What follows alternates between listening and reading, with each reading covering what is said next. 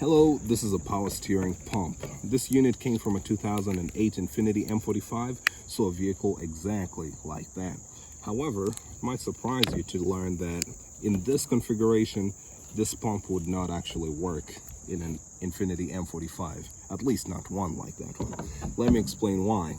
So this vehicle uses a Nissan V8 engine called the Nissan VK45DE. Like many other manufacturers, they try to use as few parts as possible across as many platforms as they can. It saves money, saves time, saves development costs.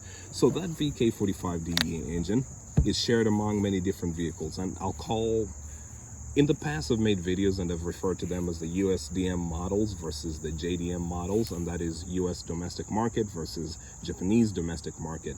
In reality, when it comes to the pump, there are two main versions, at least two main versions that I know of, and the first version was used in the JDM engines, Japanese engines, as well as the US models that got it were the 2002 through 2006 Infiniti Q45, 2003 and 2004 Infiniti M45.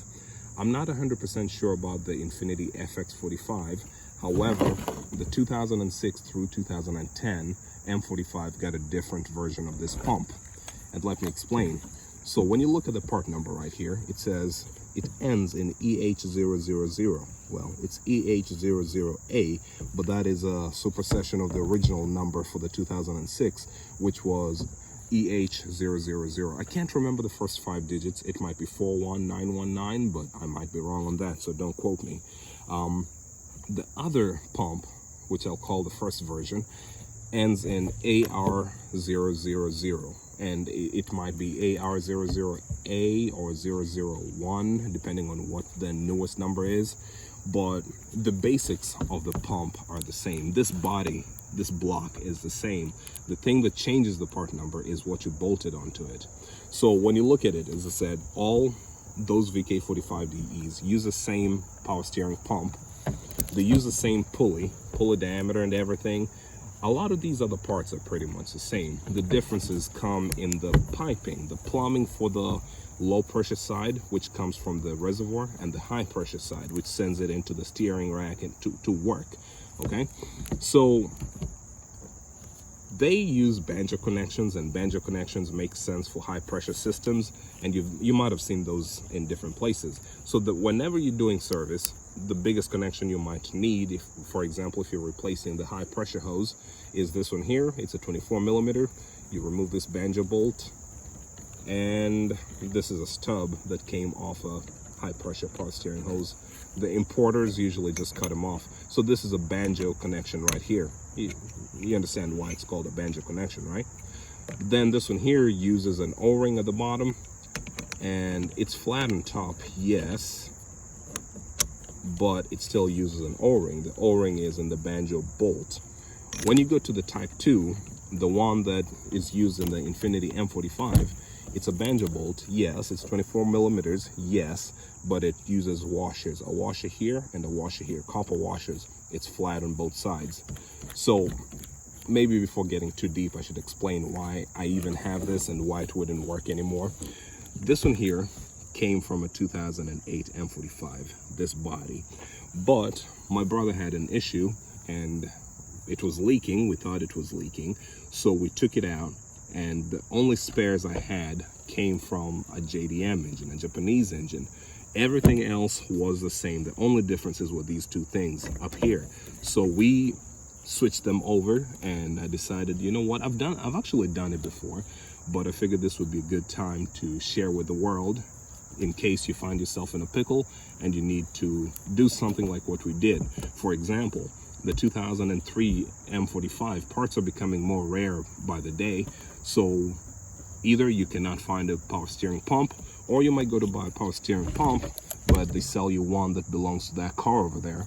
Don't freak out. I mean, ideally you want to get the correct one for your application, but if you were to get the wrong one, you can still make it work. That's the whole point of this video. So let's go ahead, and as I said, this is the first part where you've removed the high pressure hose, but then you've got this other connection over here. It's a 19 millimeter. Both of them use the same 19 millimeter connection. It's a nut and a split ring washer here, right? and then you can remove this. It's a banjo connection with a stud. Another banjo connection, right? We can understand why it's called that. And then over here, this one uses 2 O-rings. This is the same on both versions of the VK45DE pump. It's an O-ring at the bottom, O-ring at the top. It's a little larger at the bottom, a little smaller on top, and you can almost see it here if you look carefully. You can see the difference in diameter, and you can see the angled surface or angled contact surface over there. So when you bolt it down, it's going to seal on the O-rings. So this part is the same, it's just that the entire housing is a little different on version 2. Okay, let's put it in. Not all the way tight, I'm just putting it in there for conversation. I mentioned high pressure side and the low pressure side, right? Okay, so that's the high pressure side we've been dealing with. The high pressure side, the low pressure side is this one here. This tube, it's pretty much the same shape, same design, using both variations of the pump, but the difference is that this one here comes with a big plate that acts like a fork. I'm not sure if the point was to prevent this from clocking this way. I'm not 100% sure, but it's there. The other version only has a small plate.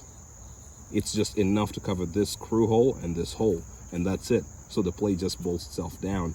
And these are, I believe, T40 Torx. So remove that, remove the other one as well. I want to show you what's hidden underneath. Okay, this is a plate, just a flat plate, by the way, as you can see, but there is an O-ring over here. It's a low pressure side, so maybe it's not too crucial, but I usually do my best to replace O-rings whenever I open systems that have them. And this one is flattened, so I'd be concerned that if I just bolted something down, it wouldn't seat itself properly. But it has a little bit of swelling, a little bit of give. You can make it work. You notice that once I removed that fork, this one was able to move like this a little more freely. Yeah, so the version 2, the one used in the M45, this banjo, the high pressure connection, is more or less more vertical. It might be even leaning a little more towards the inside, but I'm not sure. Either way, it's not clocked like that, that is for sure. So we were still able to make it work to do whatever we wanted to do. I'm grateful that they make them flexible enough, I suppose.